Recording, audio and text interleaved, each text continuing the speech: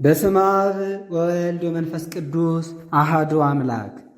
ሃይማኖተ አበው ዘቅዱስ አትናቴዎስ ምዕራፍ 23 ሐዋርያትን የመሰለ የተመሰገነ የእስክንድርያ ሊቀ ጳጳሳት አትናቴዎስ ስለ እግዚአብሔር ቃል ሰው መሆን ነገሩን ከኒቅያ ማኅበር 318 ሊቃውንት ጋር አስተባብሮ በተናገረበት ድርሳኑ እንዲህ አለ።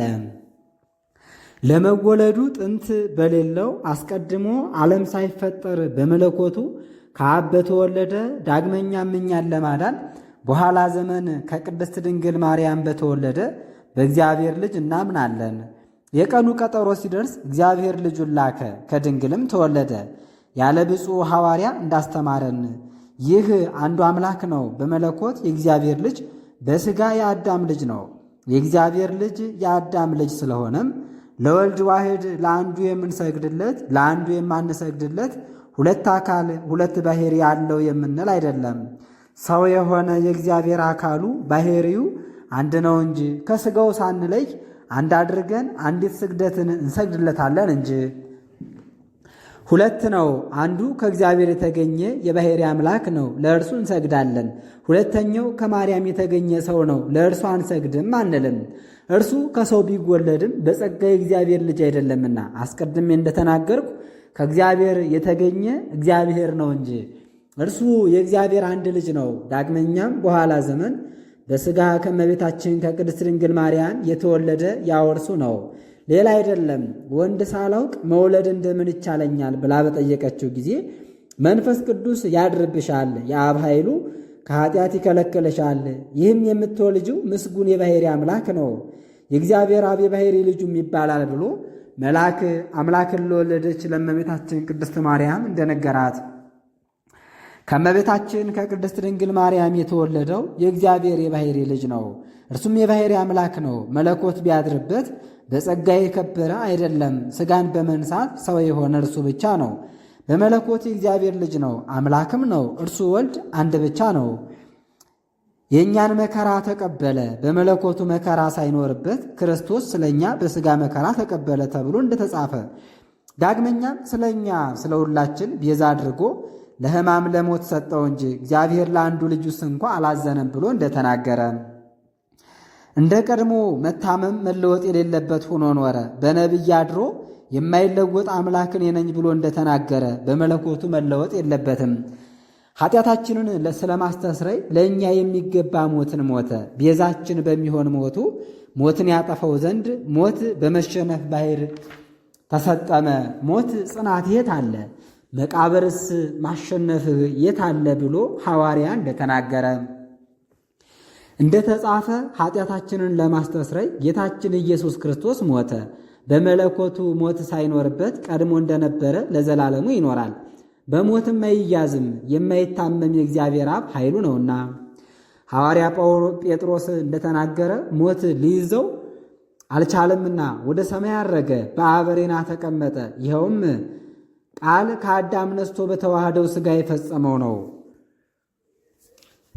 የእግዚአብሔርን ቃል ሲያመለክት ጌታ ጌታዬን በቀኝ ተቀመጥ አለው ብሎ ነቢዩ ዳዊት በመጽሐፉ እንደተናገረ ቃል በመለኮቱ አይወሰንምና እርሱ ከአብ ከመንፈስ ቅዱስ ሰማይን ምድርን ይወስናል እንጂ ከቀዳማዊ አብ የተገኘ እርሱ ከዘመን አስቀድመው ከነበሩ ከአብ ከመንፈስ ቅዱስ ጋር የነበረ ቀዳማዊ ነው።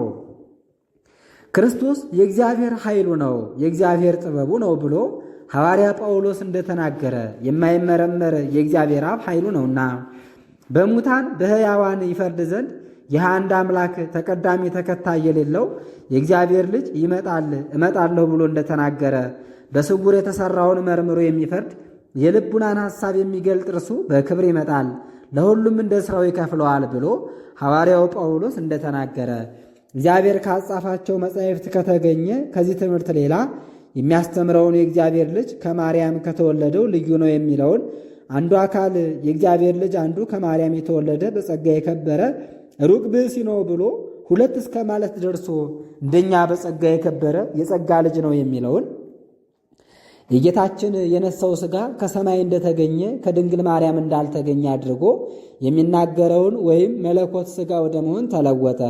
ወይም ከእርሱ ጋር ተቀላቀለ ወይም ተለወጠ ወይም ወልድ በባሕሪው ታመመ የሚለውን ወይም መለኮት ያልተዋሃደው የሩቅ ብእሲ ሥጋ ነውና ጌታችን ለተዋሃደው ሥጋ አልሰግድለትም የሚለውን የጌታችን ሥጋ አምላክ ነውና እሰግድለታለሁ የማይለውን እንዲህ የሚሉትን የእግዚአብሔር ልጅ የሾመው ሐዋርያ እኛ ካስተማርናችሁ ሌላ ትምህርት የሚያስተምራችሁ ሁሉ የተወገዘ የተለየ ይሁን ያለውን ቃል ይዛ ቅድስት ቤተ ክርስቲያን ታወግዛቸዋለች፣ ትለያቸዋለች። ይህ ሐዋርያዊ ቅዱስ አትናቴዎስ የሃይማኖትን ነገር በተናገረበት ድርሳኑ ዳግመኛ እንዲህ አለ። እሊህ ሌሎችም ወደ ሃይማኖት ጉድለት ገቡ፣ በምን አራያ በምን አምሳል እግዚአብሔር ሰው ይሆናል ብለው ስለ መመራመራቸው ስለ መከራከራቸው ሰው ሆነ ስለ ማለት ፈንታም ራሳቸውን ለመጉዳት ልቦለድ ነገርን ፈጥረው እግዚአብሔር በሰው አደረ አሉ።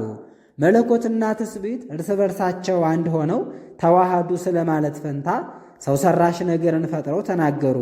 የጌታችን የኢየሱስ ክርስቶስ አካል አንድ ነው ስለ ማለት ፈንታ ሁለት አካል ሁለት ባሕሪ ሁለት ገጽ ብለው አመኑ። በሦስቱ አካላት ስለማመን ፈንታም ሊያምኑበት ሊያስተምሩበት በማይገባ ሥራ አራት ብለው አመኑ።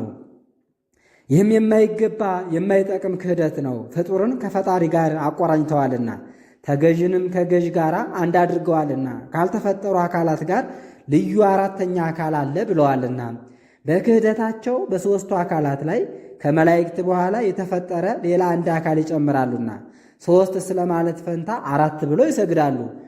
እነዚህም የተረገሙ ናቸው። ትምህርታቸውንም የያዘ የተረገመ ነው። ምዕራፍ 24 ይህ የጳጳሳት አለቃ ደገኛ አባት ሐዋርያዊ አትናቴዎስ ዳግመኛ እንዲህ አለ። አንተ በሚገባ መላልሰህ ብትመረምር ግብራቸውን ልታውቅ ልትረዳ ብትወድ ፍጡር ተገዢ አድርገው ጌታችን ኢየሱስ ክርስቶስን ከሦስተኛ አካልነት አውጥተውት ታገኛቸዋለህ። ከሃዲያን ጳውሎስ ሳምሳጢና መርቅያን እንደተረጎሙላቸው መጠን ይልቁንም እርሱ እንደ ሰው ሁሉ ለሥላሴ ይሰግዳል፣ ያገለግላል፣ ይገዛላቸዋል ይላሉ እንጂ ለእርሱ አይሰግዱም። ሐዋርያት ያስተማሯቸው አምላክ አዝዞ ያጻፋቸው መጻሕፍት ያልተናገሩትን የማይገባ ነገርንም ይናገራሉ አሉ። ከመምህራን ተለይተው በምክር አንድ ሆነው ሥጋን ሳይዋሃድ ሰው ከመሆን አስቀድሞ በጌትነት በምልአት የነበረ ሰው በሆነ ጊዜም በጌትነት በምልአት ያለ ሲሆን በሁሉ ለሁሉ ገዢ ይሆን ዘንድ ሁሉም ባስገዛለት ጊዜ ሁሉን እንዲገዛለት ላደረገ ለአብ ወልድም ይገዛል እያሉ እንደወደዱ ይተረጉማቸዋል። ያደረበት ሰው ግን ከፍጡራን ሁሉ እንደ አንዱ ነው፣ ለእግዚአብሔር ይሰግዳል ይገዛል አሉ። እንዲህ ባለ ድንቁርና እንደተያዙ ወቁ። ራሳቸው አዋቆች እንደሆኑ ያስባሉ። የወደቁበትን ይህን የአእምሮ ማጣትና የስንፍና ብዛትን እዩ። በመጻሕፍት የሌለውን ከመጻሕፍት የማይገኘውን ከልቡናቸው አንቅተው እስከ መናገር ደርሰው ዳግመኛ ብዙ ክህደትን ተናገሩ። እነዚያ ብቻ ክደው የቀሩ አይደለም፣ በክፋታቸው ለሌላው እንቅፋት የሚሆን ክህደትን ጽፈው አኖሩ እንጂ ሰውን ያስቱ ዘንድ አምላካዊ ትምህርትን ያይደለ ሰይጣናዊ ድርሰትን ደረሱ። በመጽሐፍ በሌለ በተነቀፈ ሃይማኖት አመኑ። ይደረግ ዘንድ ያለውን ተስፋ የለም አሉ። ይደረግ ዘንድ ባለው ተስፋ አምነውስ ቢሆን በወልደ እግዚአብሔር በፍርዱም ባመኑ ነበር። ክፉ ሕሊናንም ከመከተል ይልቅ ሐዋርያትን በመሰሉ ነበር። አባቶቻችን ሐዋርያት ግን እርስ በርሳቸው እየተከታተሉ በጌታችን በኢየሱስ ክርስቶስ ስም ለማስተማር በወጡ ጊዜ አንድ ሆነው እርሱ የአብ የባሕሪ ልጁ እንደሆነ በሥጋም ከዳዊት ባሕሪ በቤተልሔም እንደተወለደ የ30 ዓመት ጎልማሳ እንደሆነ ስለ እኛም በጳንጦሱ ሰው በጲላጦስ ዘመን እንደተሰቀለ ተናገሩ። የእግዚአብሔር የባሕሪ ልጅ ሲሆን ሰው ይባላል። ዳግመኛም የአዳም ልጅ ይባላል። ሰማያዊ ሲሆን በፈቃዱ ምድራዊ ሆነ። በመለኮቱ መከራ መቀበል ሳይኖርበት ሰው በመሆኑ መከራ ተቀበለ። ፈጽሞ አንዱ በአንዱ ያደረ ነው አይባልምና ለአንዱ ለእግዚአብሔር ልጅ ሁለት አካል ሁለት ገጽ ሁለት ባሕሪ የለውም። አንድ አካል አንድ ባሕሪ ብለው አምነውስ ቢሆን መመራመርን መከራከርን ባልወደዱም ነበር። ሁለት አካል ሁለት ባሕሪ ከማለት በመራቅ አንድ አካል አንድ ባሕሪ እንደሆነ በማወቅ ያለ መከራከር ሊገዙ ሊሰግዱ አንድ ባሕሪ ብለው ሊያምኑ በተገባቸው ነበር። እኛ አንድ አካል አንድ ባሕሪ ብለን እንደምንታመን እኛ ግን የማይታመም ሰማያዊ አምላክ እንደሆነ እናውቀዋለን። ዳግመኛም በሥጋ ከዳዊት ባሕርይ የተገኘ የሚታመም ምድራዊ ሰው እንደሆነ እናውቀዋለን። እንደምን ባለ ሥራ እንደምን ባለ ነገር የሚታመም የማይታመም ሆነ ብለን አንጠራጠር። አንድ እርሱ ብቻ አምላክ ነው፣ ሰውም ነው። የመለኮትና የትስብእት ተዋህዶ እንደምን እንደሆነ ምሳሌ በመሻት አንመራምር፣ አንሳት፣ አንጠራጠር። ተዘጋጅቶልን ካለ ከመንግሥተ ሰማያት ክብር እንዳንለይ ከሁሉ የሚበልጥ በዚች ሃይማኖት በልቡናህ ታምን ትድን ዘንድ ይገባል። ዳግመኛም በዚህ ሃይማኖት ተጸና ዘንድ ባሪያም ያለ እግዚአብሔርን ለምነው። ከሥጋዊ ከደማዊ ከምድራዊ ፈላስፋ ይህን ልትማር ላንተ አይገባም። ባሪያም ካለ ከእግዚአብሔር ነው እንጂ እርሱ ራሱ ጌታችን ሰማያዊ አባቴ ነው እንጂ ይህን ሥጋዊ ደማዊ መምህር የገለጠልህ አይደለምና አንተ የዮና ልጅ ስምዖን ብፁዕ ነህ። አንተ መሠረት ነህ። በአንተ መሠረትነት ቤተ ክርስቲያንን አንጻታለሁ፣ የሲኦል አበጓዞች አጋንንትም ድል አይነሷትም ብሎ እንዲህ ተናግሯልና። ምዕራፍ 25 ይህ ሐዋርያዊ መምህር አትናቴዎስ የአንድነትን የሦስትነትን ጌታችን ኢየሱስ ክርስቶስ ሰው የመሆኑን ነገር በተናገረበት ድርሳኑ ዳግመኛ እንዲህ አለ። ወንድሞቻችን እኛስ እንዲህ እናምናለን። ያልተወለደ እግዚአብሔር አብ በተለየ አካሉ አንድ ነው። የተወለደ እግዚአብሔር ወልድ ዋህድ ኢየሱስ ክርስቶስም በተለየ አካሉ አንድ ነው። በወደደው የሚያድር የአብ የወልድ እስትንፋስ እግዚአብሔር መንፈስ ቅዱስም በተለየ አካሉ አንድ ነው እንላለን። አብ አልተወለደም፣ ዓለም ሁሉ ሳይፈጠር ወልድን የወለደ ነው እንጂ። ወልድም ዓለም ሁሉ ሳይፈጠር ከእግዚአብሔር አብ ተወለደ። መንፈስ ቅዱስም ዓለም ሁሉ ሳይፈጠር ከእግዚአብሔር አብ ሰረጸ። አብ አምላክ ነው፣ ወልድም አምላክ ነው፣ መንፈስ ቅዱስም አምላክ ነው። ግን ሦስት አማልክት አይባሉም፣ አንድ አምላክ እንጂ። ወልድ የአብ ቀኝ እጅ ክንዱ ነው፣ መንፈስ ቅዱስም ምክሩ ነው። የሦስቱ አካላት መለኮት አንድ እንደሆነ ቅዱሳት መጻሕፍት ያስረዳሉ። እነዚህም አብ፣ ወልድ፣ መንፈስ ቅዱስ ናቸው። መለኮት አንድ ነውና የአብ የወልድ የመንፈስ ቅዱስ የባሕርይ አንድነታቸው ነው። የሦስቱ አካላት መለኮት አንድ እንደሆነ በዚህ አወቅን። የሦስቱ አካላት መለኮት አንድ ከሆነ ሦስቱ ሁሉ ያልተወለዱ ናቸው። ካልተወለደ አብ የተወለደ ወልድም ያልተወለደ ነው የሚል ሰው ቢኖር እንዲህ የሚሉስ ራሳቸውን ይጎዳሉ፣ ነገራቸውን በነገራቸው ያፈርሳሉ። ከአብ ባሕርይ የተገኘ ወልድ ከራሱ የተገኘ አይደለምና አልተወለደም እንደምን ይሉታል? ነገር ግን ከሌላ ባሕርይ ያልተገኘ አብ በእውነት ያልተወለደ ነው። እርሱ በወላዲነት ጸንቶ ይኖራል እንጂ ብሉየ መዋዕልነትም ገንዘቡ ነው። እኛ ግን ወልድ ካልተወለደ ከአብ ባሕርይ የተገኘ ነው እንጂ ራሱ ከራሱ የተገኘ አይደለም እንላለን። ከአብ ወደ ኋላ ሳይሆን ከዘመን አስቀድሞ መኖር ገንዘቡ ነው። እነርሱ ከእኛ ጋር ይህንን እንዲመሰክሩ ዳግመኛ መንፈስ ቅዱስም ይመሰክራል። ወልድ እንደተወለደ ሥጋንም ለመዋሃድ ከእግዚአብሔር አብ እንደተሰጠልን ይናገራል። ይልቁንም እርሱ አካላዊ ቃል ራሱ መሰከረ። አልተወለደም እንደምን ይባላል? ዳግመኛም መንፈስ ቅዱስ ከእግዚአብሔር አብ ተላከልን። ያልተወለደ አብን ከአብ የተወለደ ወልድ ነው ሊሉት አይገባም። የተወለደ ወልድና ያልተወለደ የአብ ግብሩ አንድ አይደለምና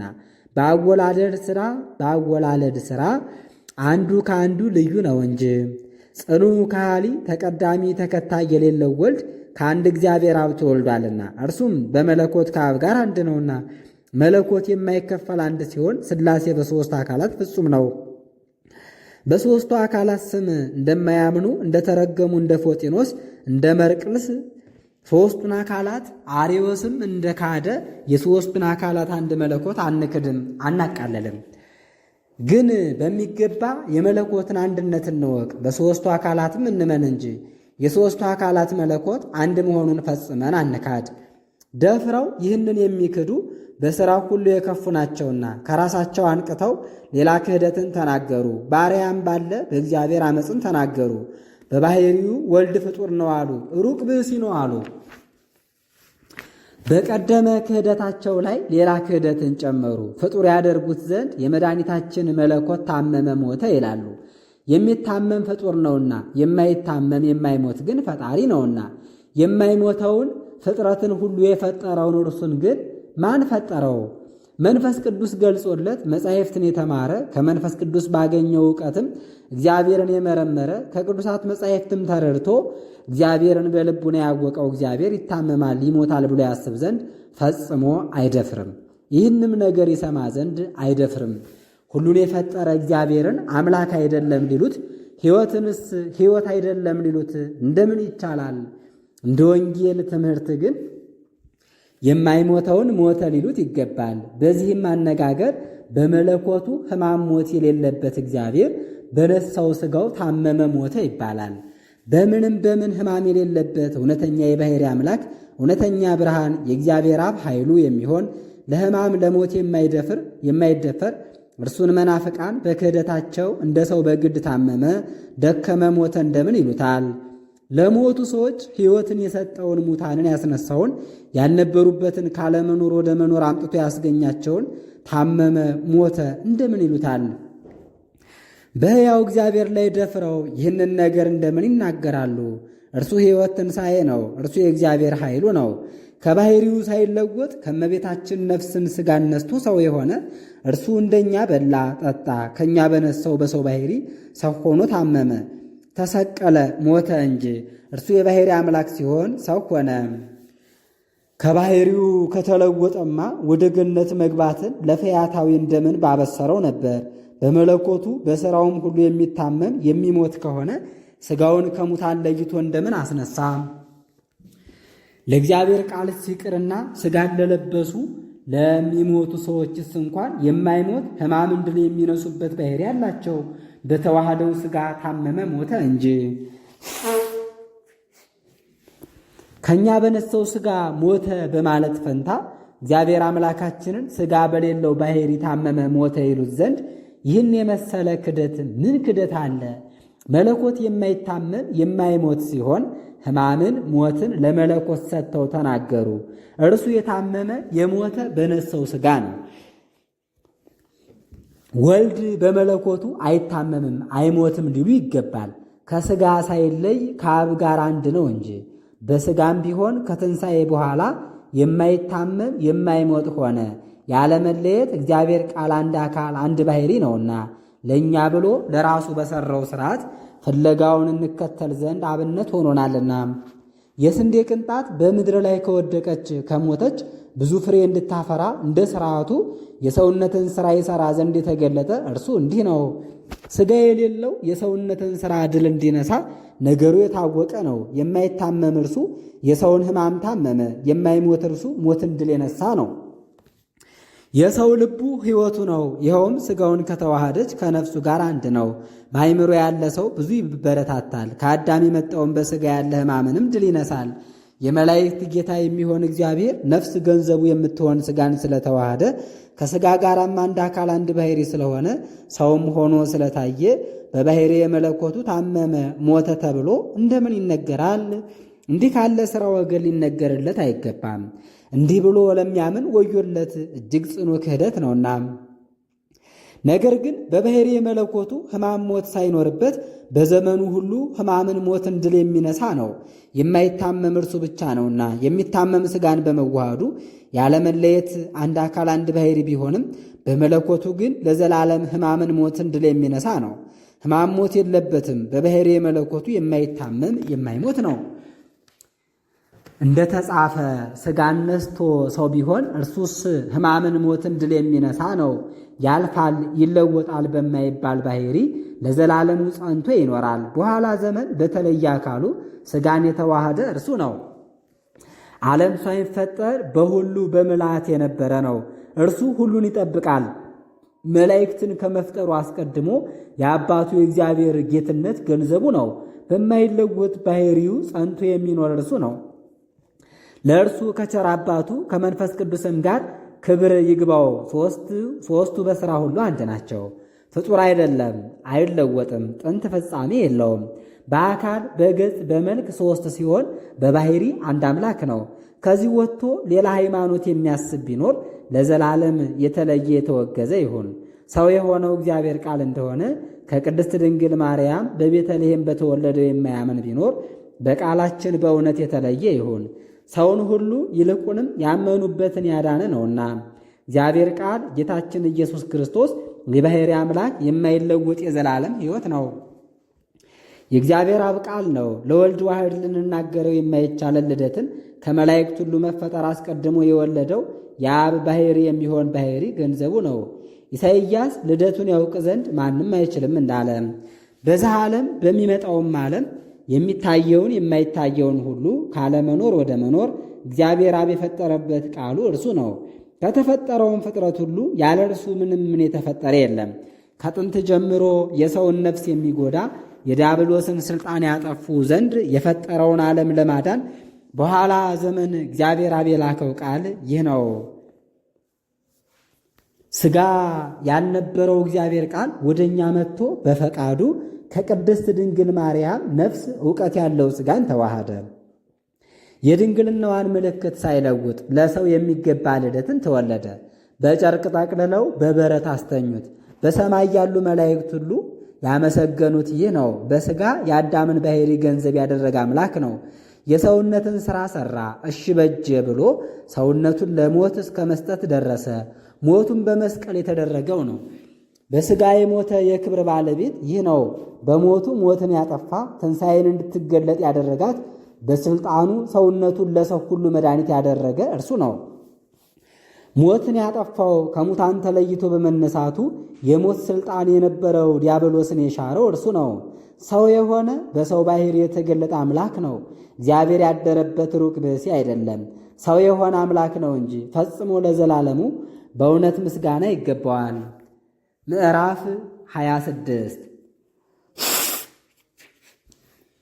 ይህ ቅዱስ አባት ሐዋርያዊ አትናቴዎስ የጸናች ሃይማኖትን በተናገረበት መጽሐፍ ዳግመኛ እንዲህ አለ። በእውነት ለእግዚአብሔር አብ ምስጋና ይገባል። በመለኮት አንድ በሚሆን በሦስትነቱ እናምናለን። ጌታችን ኢየሱስ ክርስቶስም ሰው የሆነ አምላክ ነው። አምላክ ያደረበት ሩቅ ብእሲ አይደለም። ከባሕርየ መለኮት እንደተገኘ ሆኖ ሥጋ ለቃል ሁለተኛ አልሆነም። ከመቤታችን ከቅድስት ድንግል ማርያም ተገኘ እንጂ። በሕማሙ ጊዜ በመለኮቱ አልታመመም፣ በሥጋው ነው እንጂ። አብ በአካሉ በገጹ በመልኩ ያለ ነውና፣ ወልድም እንዲሁ በአካሉ በገጹ በመልኩ ያለ ነውና፣ መንፈስ ቅዱስም እንዲሁ በአካሉ በገጹ በመልኩ ያለ ነውና፣ እንደ ሰውም አይወሰኑም፣ አምላክነት ያለው አካላት ናቸውና። በአካል ሦስት በባሕርይ አንድ ብሎ ይህን ሃይማኖት የማያምን እንዲህ እኛ እንደወሰንነው አድርጎ ሃይማኖትን የማይጽፍ ቢኖር ሐዋርያት ያስተማሯት ቅድስት ቤተ ክርስቲያን ተወግዘዋለች። ዳግመኛም በነሰው ሥጋ ሰው የሆነ እግዚአብሔር ቃል አንድ አካል አንድ ባሕርይ እንደሆነ አምነን እንናገር ዘንድ ይገባናል አለ። ይህንንም የማያምን ሰው ሁሉ የእግዚአብሔር ተጋፊ የምእመናን ባላጋራቸው ነው። ዳግመኛም ይህ ቅዱስ ሐዋርያዊ አትናቴዎስ ጌታችን ኢየሱስ ክርስቶስ የተቀበለውን መከራ በመለኮቱ እንዳይደለ ዳግመኛም እንዳይታመም ቅዱሳት መጻሕፍት የተናገሩትን በሥራው ሁሉ ልናውቅ ይገባናል አለ። እግዚአብሔር ቃል ነውና ሰው በመሆኑ መከራን ተቀበለ እንጂ ለዘላለሙ ሥጋን ተዋህዶ ይኖራል። ዳግመኛም ለወልድ ዋሕድ አንዱ የሚሰግድለት አንዱ የማይሰግድለት የተለዩ ሁለት ባሕርያት ሁለት አካላት የሉትም። አንዱ የሚሰገድለት አንዱ የማይሰገድለት ለማለት ነው። ዳግመኛም ሥጋ የሌለው ቃልና ሥጋ አንድ አካል አንድ ባሕርይ አንድ ገጽ በመሆን እንደተዋህዱ ተናገረ። ሰው የሆነ አምላክ እርሱ ብቻ ነው፣ ፈጽሞ መለወጥ የሌለበት እርሱ ብቻ ነው። እግዚአብሔር ቃል አንድ ገጽ አንድ አካል አንድ ባሕርይ አንድ ግብር በመሆን ሥጋን ተዋህደ እንጂ። ዳግመኛም ጌታችን ነፍሱን ከሥጋው ስለመለየቱ ወደ ሲኦልም ስለመውረዱ ነፍሳትን ስለማውጣቱ እንዲህ አለ። ፀሐይ ብርሃኑን ነሳ፣ ጨረቃም ጨለመ። ከዋክብትም በከበረ ስቅለቱ ጊዜ ለመናፍቃን እንዳያበሩ ብርሃናቸውን ነሱ። ጨረቃም በምልአት ሳለ አላበራም። ፀሐይ ብርሃኑን በነሳ ጊዜ ፍጡራን ሁሉ በጨለማ ተያዙ። የፈጠራቸው ፈጣሪያቸው እንደ ሌባ እንደ ወንበዴ በእንጨት ተሰቅሎ እንዳያዩ ቀኑ ጨለመ። ባለሟሉ መልአክም አላውያንን ያጠፋቸው ዘንድ ሰይፉን በእጁ መዞ ይዞ ከመላእክት መካከል ወጣ። የክርስቶስም ቸርነቱ በከለከላቸው ጊዜ ያ መልአክ የቤተ መቅደሱን መጋረጃ በሰይፉ መታው፣ ቀደደው፣ ከላይ እስከታችም ከሁለት አደረገው። መላእክትም ሁሉ ከሰማይ ሆነው እርሱን አይተው በአንድነት ሲቆጡ የአብ ምሕረቱ የወልድ ትዕግሥቱ የመንፈስ ቅዱስ ቸርነቱ ከለከለቻቸው። ፀሐይ ብርሃኑን ነሳ፣ ዓለምን በጨለማ ተይዞ ሲድበሰበስ ተወው። ይህ ሁሉ ጌታችን ኢየሱስ ክርስቶስ ነፍሱን ከሥጋው ከመለየቱ አስቀድሞ ተደረገ። ነፍሱን ከሥጋው በለየ ጊዜ ያን ጊዜ በሲኦል ፈጥኖ ብርሃን ታየ። ጌታችን በአካለ ሥጋ አይደለ በአካለ ነፍስ ወደ ሲኦል ሄደ። ሲኦል ተነዋወጠች፣ መሠረቶቿም እፈርስ ፈርስ አሉ። ምድርን ያለ ጊዜዋ እንዳታልፍ አጸናት። ደሙን በምድር ላይ አፈሰሰ። ከሕልፈት ጠበቃት፣ በእርሷ ያለውንም ሁሉ ጠበቀ። ስለ ፍጥረት ሁሉ ሥጋውን በመስቀል ላይ እንደተሰቀለ ተወው። ነፍሱ ግን ወደ ሲኦል ወርዳ ከዚያ ተግዘው የነበሩ ነፍሳትን አዳነች። ሲኦልንም በዘበዘች፣ ፍጥረትንም ሁሉ ገንዘብ አደረገች። ሥጋውን በመቃብር ያሉ ሙታንን አስነሳ። ነፍሱን በሲኦል ተግዘው የነበሩ ነፍሳትን ፈታች። በዚያችም ሰዓት የጌታችን ሥጋው በመስቀል ላይ ተሰቅሎ ሳለ መቃብራት ተከፈቱ። ገሃነምን የሚጠብቁ አጋንንትም ባዩት ጊዜ ሸሹ። የመዳብ ደጆች ተሰበሩ። ሊቃነ አጋንንት ሰራዊት አጋንንት ድል ተነሱ። የብረት ቁልፎቿም ተቀጠቀጡ። ፍዳ መርገም ጠፋ። ቅድስት ነፍሱ በሲኦል ተግዘው የነበሩ የጻድቃንን ነፍሳት ፈታች። ከቸር አባቱ ከእርሱ ጋር አንድ ከሚሆን ከመንፈስ ቅዱስ ጋር ለጌታችን ለኢየሱስ ክርስቶስ ክብር ምስጋና ይግባው ዛሬም ዘወትርም ለዘላለሙ አሜን። ምዕራፍ 27 ይህ የከበረ ሐዋርያዊ አትናቴዎስ ጌታችን ሰው የመሆኑን ነገር በተናገረበት መጽሐፉ ዳግመኛ እንዲህ አለ። ፍጥረት ሁሉ ሳይፈጠር ከአብ በተወለደ በዘመኑ ሁሉ ከእርሱ ሁሉና ባልተለየ ዳግመኛ እኛን ለማዳን በኋላ ዘመን ከቅድስት ድንግል ማርያም በሥጋ በተወለደ በእግዚአብሔር አብ ልጅ እናምናለን። የዘመኑ ፍጻሜ በደረሰ ጊዜ እግዚአብሔር ልጁን ላከ፣ ከድንግልም ተወለደ ያለውን ከሐዋርያው ከቅዱስ ጳውሎስ እንደተማር ይህ አንዱ በመለኮት የእግዚአብሔር ልጅ ነው፣ በሥጋ የአዳም ልጅ ነው። ይህ አንዱ ወልድ ለአንዱ በምንሰግድለት ለአንዱ በማንሰግድለት በሁለት ባሕሪ ያለ አይደለም። ሰው የሆነ አንዱ የእግዚአብሔር ቃል ባሕሪ አንድ ነው እንጂ ከሥጋውም ሳንለይ አንዲት ስግደትን እንሰግድለታለን። ሳንለይ ለማለት ነው። ዳግመኛም ሕይወት መድኃኒት የምትሆን የሕማሙን ነገር በተናገረበት መጽሐፉ እንዲህ አለ። ተሰቅሎ ድኅነትን ሰጠን፣ በሞቱም ሙታንን ሁሉ አዳነ። አሁንም በተዋህዶ ሰው የሆነ አምላክ እንደሆነ ሰምተህ እወቅ። አምላክ ብቻ ከሆነማ እንደምን በታመመ ነበር? ወይስ እንደምን በሰቀሉት ነበር? ወይስ እንደምን በሞተ ነበር? ይህ ሥራ ከእግዚአብሔር የራቀ ነውና። ሰው ብቻ ከሆነ በታመመ በሞተ ጊዜ ሞትን እንደምን ድል በነሳው ነበር? ሌሎችንስ በነፍስ በሥጋ እንደምን ባዳነ ነበር? ይህ ከሰው ኃይል በላይ ነውና። እርሱ ታሞ ሞቶ ፍጥረቱን አዳነ፣ ሞትንም ድል ነሳ። ሰው የሆነ አምላክ ነውና። ዳግመኛም ለአካለ መለኮት ሕጸጽ ኖሮበት ሥጋ ምልአት የሆነው አይደለም። መለኮት በአካልም በክብርም ፍጹም ነው እንጂ ሕጸጽ ላለበት ሁሉ ፍጹምነትን ይሰጣል እንጂ አለ። ሥጋንም ቢዋሃድ ከእርሱ ጋር አንድ አካል አንድ ባሕሪ ሆነ። ከምንም ምን የማይሻ መለኮት በሚሻ ሥጋ እርሱ ብቻ ራሱን ለሕማም ለሞት አሳልፎ ሰጠን። ዳግመኛም የአንድነትን የሦስትነትን ነገር በተናገረበት በሦስተኛው አንቀጽ የአርዮስን ወገኖች ሲያሳፍር እንዲህ አለ። ሰው ባልሆነ አካል የሰውነት ሥራ አይሰራም። ሥጋን ከእርሷ የነሳ ቅድስት ድንግል ማርያም ሞት የሚስማማት ስለሆነች ሞት የሚስማማውን ሥጋ ተዋህዷልና ነው እንጂ። ስለዚህ የተቀበለው ልቅሶ ሕማም፣ ሞት ከድንግል የነሳው የሥጋ ገንዘብ ነው እንል ዘንድ እንወዳለን። አዘነ አለቀሰ ሲል ብትሰማ ያዘነ ያለቀሰ አምላክ ቃል እንደሆነ አታስብ። ይህ ሁሉ ሥጋ በመሆኑ ነው እንጂ። ዳግመኛም ሰው የመሆኑን ነገር በተናገረበት አንቀጽ እንዲህ አለ። እኛስ በመለኮት የእግዚአብሔር ልጅ በሥጋ የአዳም ልጅ እንደሆነ እናምናለን። ይህ ወልድ ለአንዱ የምንሰግድለት ለአንዱ የማንሰግድለት ሁለት ባሕሪ ነው የምንል አይደለም። ሰው የሆነ የእግዚአብሔር ቃል ባሕሪ አንድ ነው እንጂ ከሥጋው ጋር አዋህደን አንዲት ስግደትን እንሰግድለታለን እንጂ።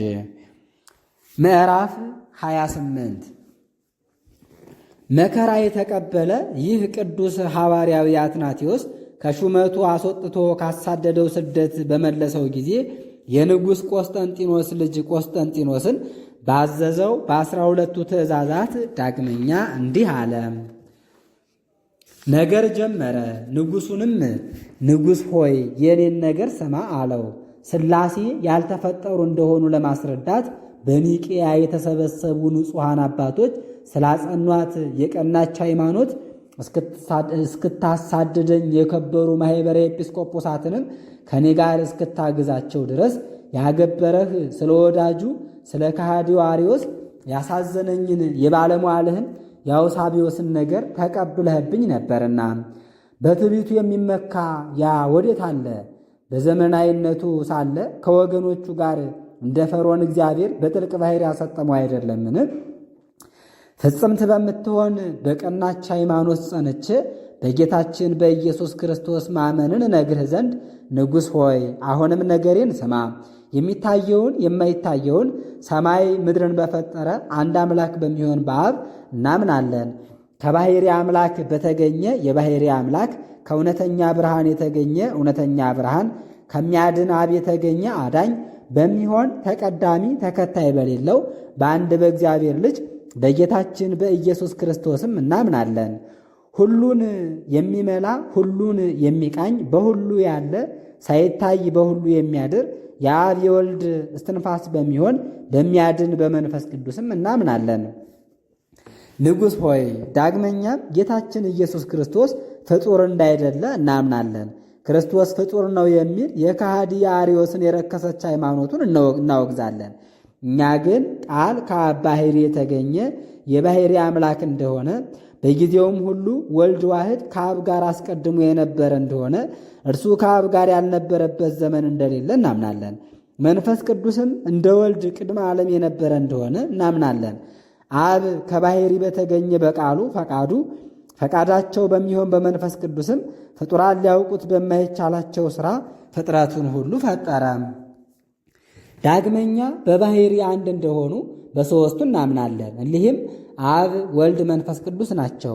አብ የሚያድን ነው፣ ወልድም የሚያድን ነው፣ መንፈስ ቅዱስም የሚያድን ነው።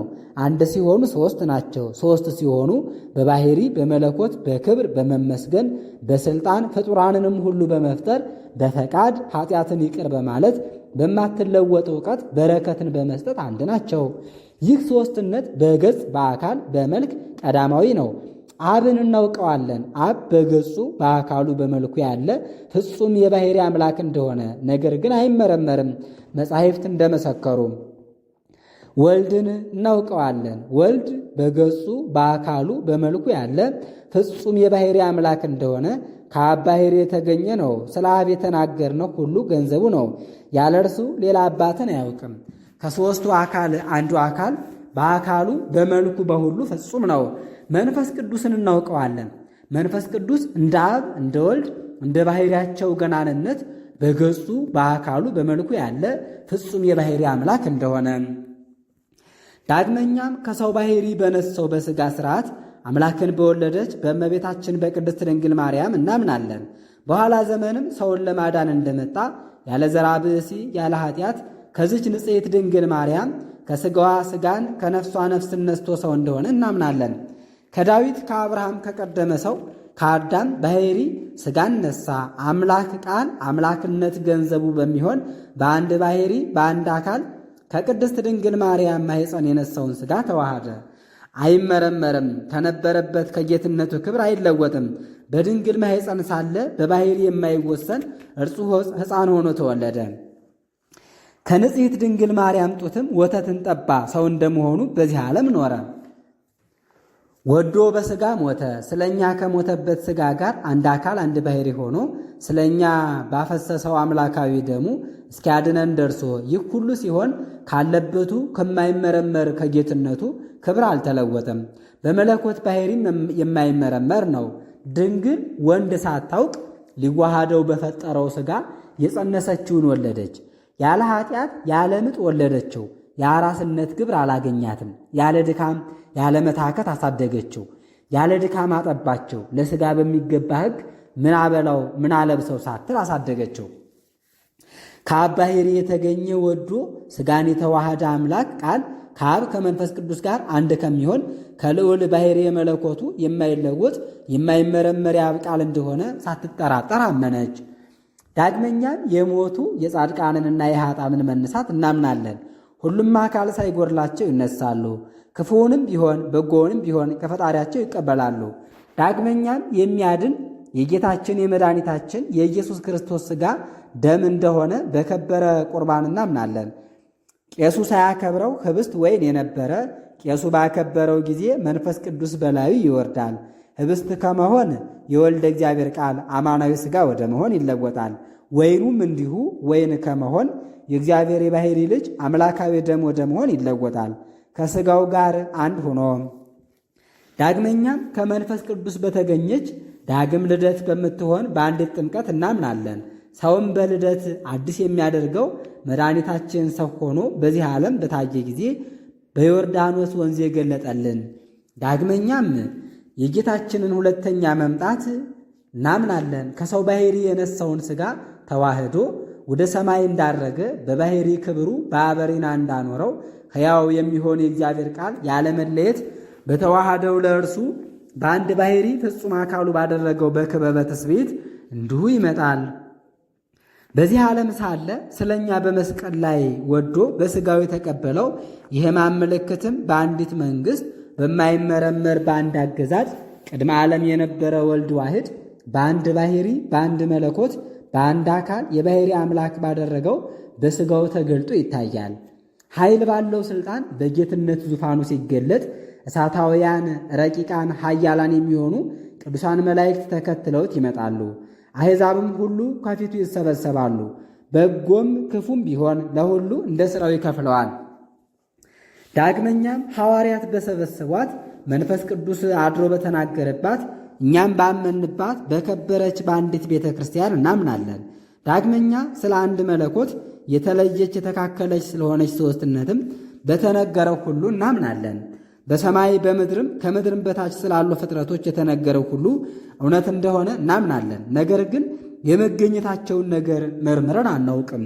የስሉስ ቅዱስ የሚሆኑ ሦስት አካላት ሦስት ገጻት ሦስት መልክዓት እንዳሉት ስለ መለኮት የተነገረውን ሁሉ እናምናለን። በከበሩ በሰለስቱ ምዕት መጻሕፍት እንደተነገረ ስለ እነርሱ የተነገረውም እውነት ነው። መርምሮ ማወቅ ግን አይቻልም፣ እናምንበታለን እንጂ።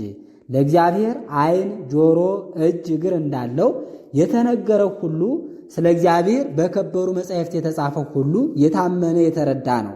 የተናገርነው ሁሉ ለእግዚአብሔር አለው፣ ነገር ግን አይመረመርም፣ አይታወቅም። ሰዎች ሁሉ በእግዚአብሔር አርአያ በእግዚአብሔር መልክ ተፈጥረዋል የከበሩ መጻሕፍት እንደተናገሩ፣ ነገር ግን አራቱ ባሕርያት ጠባያት እንደተዋህዱ መርምሮ ማወቅ አይቻለንም። የሥጋ ሕይወት የምትሆን ነፍስም ተዋህዳቸው እንዳለች እሳት ከውሃ ጋር መሬትን ከነፋስ ጋር የማይስማማ ሲሆን ሁሉን የሚችል እግዚአብሔር እንዳወቀ ሁሉን አስማምቶ ፈጠረ። እኛም አንመርምር፣ ዕውቀቱን ሁሉ ለእግዚአብሔር እናድርግ እንጂ ፍጥረቱን እርሱ ያውቃልና የፈጠራቸውም እርሱ ነውና። ዳግመኛም እግዚአብሔር ሰውን በእርሱ መልክ በእርሱ አምሳል እንደፈጠረው ፈጽመን እናምናለን። በኒቅያ የተሰበሰቡ ሃይማኖትን የሚያቀኑ የከበሩ አባቶች ሰለስቱ ምዕት በዚህ አንድ ሆኑ። እግዚአብሔር ሰውን ከሰማይ በታች በፈጠረው ሁሉ ላይ ገዢ እንዳደረገው መንፈስ ቅዱስንም እንዳሳደረበት በዚህ ዓለም ሳለ በበጎ ምግባር ሥላሴንም በማመን እንዲሁም በጥምቀት እንደ መላእክት ያገለገለው ለእርሱ የሚገዛለት ዘንድ የበቃ እንዳደረገው ይኸውም ከመንፈስ ቅዱስ የተገኘ የሐዲስ ልደት ግብር ነው። ዳግመኛም መለኮት የተዋህደው ሥጋውን ደሙን ለመቀበል የበቃ እንዳደረገው ተናገሩ። ስለዚህ ሰው በልጅነት ከመንፈስ ቅዱስ አንድነትን ገንዘብ አደረገ። ሰዎችም የእግዚአብሔር ልጆች ተባሉ። ንጹሐት ደናግልም ጌታችን ኢየሱስ ክርስቶስ የሚዋሃዳቸው ተባሉ። ይህን መሬታዊ ሥጋ በመቃብር ከተው በኋላ መንግሥተ ሰማያትን ይወርሳሉ። ሥጋም ፈርሶ በስብሶ ለዘላለሙ አይቀርም፣ ኋላ ይነሳል እንጂ። ነፍስም እግዚአብሔር በወሰነው ቀን ዳግመኛ ትዋሃዳለች፣ በሐሳር ይዘራል፣ በክብር ይነሳል ብሎ ጳውሎስ እንደተናገረ ዳግመኛ ለቀደሙ አባቶች ለነቢያት፣ ለጻድቃን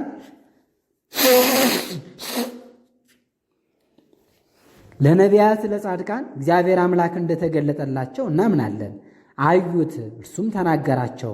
የከበሩ መጻሕፍት እንደተናገሩ አስቦ የቀረ አይደለም፣ በሐሰትም አይደለም፣ መስሎ በመታየትም አይደለም። ቅዱሳት መጻሕፍት እንደነገሩን እርሱ እንደወደደ በጎላ በተረዳ ታያቸው፣ ተነጋገራቸው እንጂ። ይህ እንደምን ተደረገ አንበል። ቅዱሳት መጻሕፍት እንደተናገሩ ረቂቅ የሆነ የማይመረመር የመለኮትን ነገር ሳንጠራጠር እንመን እንጂ አብ የማይመረመር ነው፣ ወልድም የማይመረመር ነው፣ መንፈስ ቅዱስም የማይመረመር ነው። እርሱ እንደወደደ ተናገረ፣ እርሱ እንደወደደ ታየ። እንደወደደ አዩት፣ እርሱ እንደወደደ ፈጠረ። እርሱ እንደወደደ ጥሩ በጎ ሥራ ልንሠራ በቸርነቱ ወደ እርሱ አቀረበን። ለወዳጆቹ ለአንዱም መስጠት የሚገባው እንደመሆኑ እንደ ቸርነቱ እርሱ እንደወደደ ሥራውን ገለጠ። እንደምን ሆነ በምን ሥራ ተደረገ ብለን አንመርምር፣ የፈጠረ እርሱ ነውና። እውቀትን ሁሉ ለእግዚአብሔር እንተው እንጂ። የሚበልጠው ትእዛዝም በኦሪት በነቢያት በወንጌል በሐዋርያት ቃልና ምን ዘንድ ነው።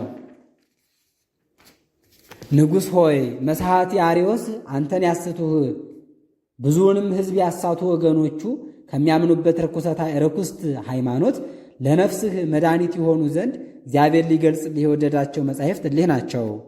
ንጉሥ ሆይ አሁንም የነገርንህ ያስረዳንህ ይህች ሃይማኖት የቀናች እንደሆነች ካመንክ ከሃዲውን አርዮስን ደስ ለማሰኘት በሰጠኸው ትእዛዝ ወደ አጋዝካቸው፣ ከሹመታቸውም ወደ ተሻሩ ኤጲስቆጶሳት ላክ። ወደ አገራቸው ወደ መንበራቸውም መልሳቸው። የደገኛይቱ አገር የእስክንድርያ ሊቀ ጳጳሳት ይህ ቅዱስ አባት ሐዋርያዊ አትናቴዎስ ነገሩን በፈጸመ ጊዜ ንጉሥ መልሶ በከፍተኛ ቃል በጎ ነገር የምታሳስብ አንተ ነህ፣ መላልሰህ መክረህን ነበርና አልተቀበልንህም ነበርና የካዲውን የአርዮስን ወዳጅ የአውሳቢዎስን ክፉ ስህተት ተቀብለን ነበርና አሁንም ስላገኘህ መከራ ገናና መንግሥቴ ለክብር ለአባትነት አበቃችህ አለው። ዛሬ ግን በነገርከኝ በ12ቱ ትእዛዛት ለዘላለሙ ለልጅ ልጅ ጸና የተረዳ እምነትን አምናለሁ። ለእግዚአብሔር አብ ወልድ መንፈስ ቅዱስ ምስጋና ይገባል፣ ዛሬም ዘወትርም ለዘላለሙ አሜን።